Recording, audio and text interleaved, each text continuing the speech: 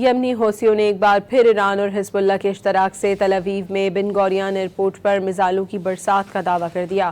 حوثی فوج کے ترجمان یحییٰ سریع نے کہا کہ اسرائیل پر حملوں کی 5ویں لہر میں بن گوریون ایئرپورٹ اور دیگر اہم فوجی اڈوں کو کامیابی کے ساتھ نشانہ بنایا گیا ہے۔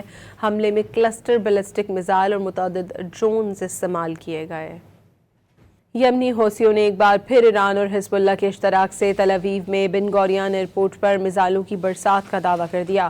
حوثی فوج کے ترجمان یحییٰ سریع نے کہا کہ اسرائیل پر حملوں کی 5ویں لہر میں بن گوریون ایئرپورٹ اور دیگر اہم فوجی اڈوں کو کامیابی کے ساتھ نشانہ بنایا گیا ہے۔ حملے میں کلسٹر بیلسٹک میزائل اور متعدد ڈرونز استعمال کیے گئے۔ یمنی حوثیوں نے ایک بار پھر ایران اور حزب اللہ کے اشتراک سے تل اویو میں بن گوریون ایئرپورٹ پر میزائلوں کی برسات کا دعویٰ کر دیا۔ حوثی فوج کے ترجمان یحییٰ سریع نے کہا کہ اسرائیل پر حملوں کی 5ویں لہر میں بن گوریون ایئرپورٹ اور دیگر اہم فوجی اڈوں کو کامیابی کے ساتھ نشانہ بنایا گیا ہے۔ حملے میں کلسٹر بیلسٹک میزائل اور متعدد ڈرونز استعمال کیے گئے۔